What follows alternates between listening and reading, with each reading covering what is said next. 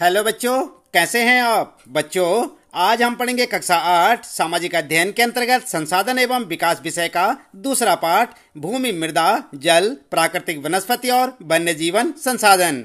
हम आपको बताएंगे बच्चों इस पाठ से संबंधित प्रश्नों के उत्तर अभ्यास प्रश्न उत्तर में।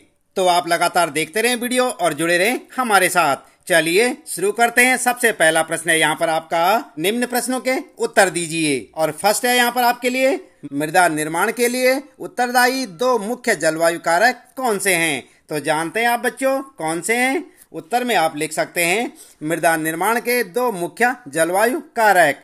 और नंबर 1 लिखेंगे वर्षण, नंबर 2 तापमान। ठीक है। अगला यहाँ पर सेकेंड, भूमि निम्नीकरण के कोई दो कारण लिखिए। तो क्या लिखेंगे आप उत्तर में। उत्तर में आप लिख सकते हैं बच्चों, उत्तर लिखेंगे भूमि निम्नीकरण के दो कारण। और हेडिंग डालकर लिखें नंबर 1 मानवीय कारण, वनोन उन्मूलन, अतिचारण, रासायनिक उर्वरकों और कीटनाशकों का अत्यधिक उपयोग। ठीक है। दूसरा लिखेंगे प्राकृतिक कारण, हेडिंग डालकर लिखें वर्षा, दोहन, भूस्खलन और बाढ़। ठीक है। अगला है यहाँ पर थर्ड, भूमि को महत्वपूर्ण संसाधन क्यों माना जाता है। तो क्यों माना जाता है बच्चों। उत्तर में आप लिख सकते हैं भूमि हमारे जीवन का आधार है। इसके बिना हमें आवास, खाना, पानी आदि कुछ भी प्राप्त नहीं होगा। ठीक है। फिर आपके लिए यहाँ पर अगला, किन्हीं दो सोपानों के नाम बताइए जिन्हें सरकार ने पौधों और प्राणियों के संरक्षण के लिए आरंभ किया। तो दो सोपान आपने लिखने हैं बच्चों।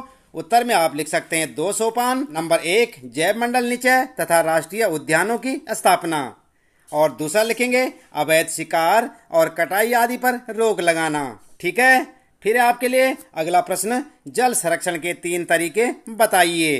तो आपको यहाँ पर जल संरक्षण के 3 तरीके किस प्रकार बताने। उत्तर आप लिखेंगे जल संरक्षण के उपाय। नंबर 1 वृक्षारोपण, नंबर 2 रिसाव व वाष्पीकरण रोकना, नंबर 3 वर्षा जल संग्रहण। ठीक है। और इस प्रकार से आपके पहले प्रश्न के उत्तर हो जाएंगे।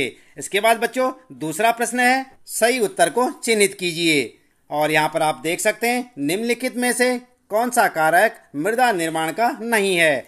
और यहाँ पर आपके लिए ऑप्शन दे रखे हैं समय, मृदा का गठन और जैव पदार्थ। तो आपको सही ऑप्शन बताना है बच्चों। उत्तर में आप लिख सकते हैं मृदा का गठन, यानी ख वाला बिल्कुल करेक्ट ऑप्शन है।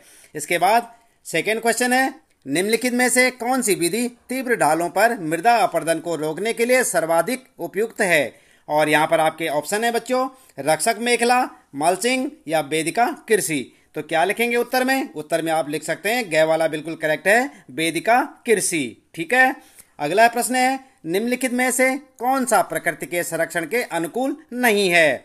और ऑप्शन है आपके, आप देख सकते हैं बच्चों, क्या है, जब आवश्यकता न हो तो बल्ब को बंद कर देना चाहिए, नल को उपयोग के बाद तुरंत बंद कर देना चाहिए। और अगला है, खरीदारी के बाद पॉलीपैक को नष्ट कर देना चाहिए। तो कौन सा ऑप्शन सही होगा बच्चों। उत्तर में आप लिख सकते हैं ग वाला बिल्कुल करेक्ट है, खरीदारी के बाद पॉलीपैक को नष्ट कर देना चाहिए। ठीक है।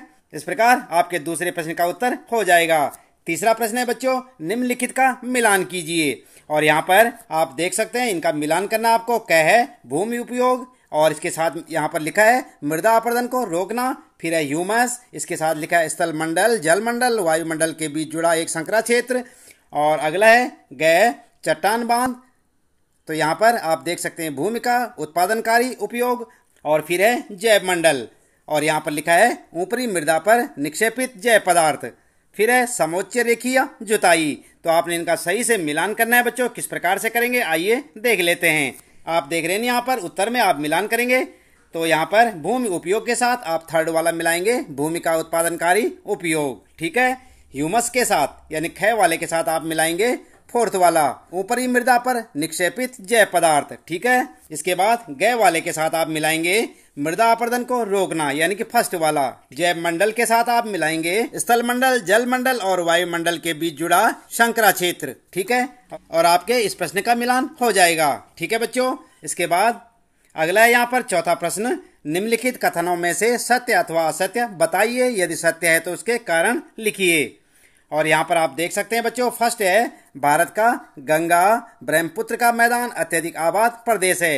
ये सत्य है या असत्य आपको बताना है। उत्तर में आप लिख सकते हैं सत्य, और कारण है यह मैदान अत्यधिक उपजाऊ है, जिसके कारण अधिक जनसंख्या का भरण पोषण कर सकता है। इस मैदान की जलवायु मानवीय गतिविधियों के अनुकूल है। ठीक है, यह मैदान समतल है, जिसके कारण यातायात के साधनों, नगरों और उद्योगों का विकास हुआ है। ठीक है, अगला है बच्चों सेकंड वाला, भारत में प्रति व्यक्ति जल की उपलब्धता कम हो रही है। तो ये सत्य असत्य है बच्चों, आपको बताना है। उत्तर लिखेंगे सत्य, और कारण आपको बताना है। तो कारण आप लिख सकते हैं भारत की जनसंख्या तेजी से बढ़ रही है, प्रदूषण के कारण जल दूषित हो रहा है। ठीक है, फिर है आपके लिए तीसरा, तटीय क्षेत्रों में पवन गति रोकने के लिए वृक्ष कतार में लगाए जाते हैं, जिसे बीज की फसल उगाना कहते हैं। तो आपको बताना है सत्य या असत्य बच्चों। उत्तर में आप लिखेंगे असत्य।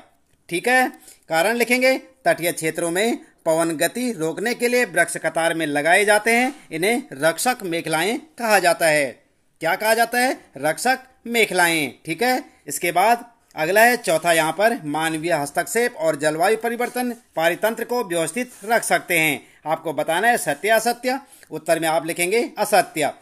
कारण लिखेंगे जलवायु परिवर्तन और मानव हस्तक्षेप प्राकृतिक आवासों के नुकसान का कारण बन सकते हैं और पारिस्थितिकी तंत्र को नष्ट कर सकते हैं। ठीक है, और आपके चौथे प्रश्न का उत्तर हो जाएगा। पांचवा प्रश्न है बच्चों क्रियाकलाप से संबंधित, भूमि उपयोग प्रतिरूप के परिवर्तन के लिए उत्तरदायी कुछ और कारणों की चर्चा कीजिए।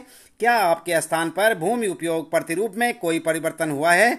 अपने माता पिता और बड़े लोगों से पता कीजिए। आप निम्नलिखित प्रश्नों को पूछकर एक साक्षात्कार ले सकते हैं। तो बच्चों ये प्रश्न आपके लिए है, आप इसका उत्तर स्वयं से लिख सकते हैं। और आप देख सकते हैं ये है आपका पूरा प्रश्न, और इसकी एक तालिका आपको आपकी पाठ्य पुस्तक में देखने को मिलेगी। आगे यहाँ पर लिखा है आपने जो तालिका पूरी की है उसके आधार पर भूमि उपयोग प्रतिरूपों का एक चित्र बनाइए, जिन्हें आप 20 वर्ष बाद अपने पड़ोस में देखने की कल्पना करते हैं। आप क्यों सोचते हैं कि वर्षों बाद भूमि उपयोग बदल जाता है? ठीक है, तो ये आपका प्रश्न है बच्चों, और आपको स्वयं से इसे करना है। आप अपने आसपास बड़े बूढ़े बुजुर्ग लोगों से पूछकर इस तालिका को भर सकते हैं।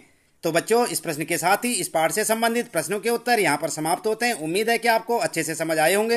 हर रोज इसी प्रकार कक्षा 8 सामाजिक अध्ययन के सभी विषयों के सभी पाठों के प्रश्न उत्तर जानने के लिए आप लगातार देखते रहें वीडियो, जुड़े रहें हमारे साथ। और यदि आप चैनल में पहली बार आए हैं तो चैनल को सब्सक्राइब अवश्य कर दें, बेल आइकन भी दबा दें बच्चों, ताकि आपको आने वाली प्रत्येक पाठ की वीडियो की नोटिफिकेशन मिलती रहे। मिलते हैं अगली वीडियो में नए पाठ के कुछ नए प्रश्न उत्तरों के साथ।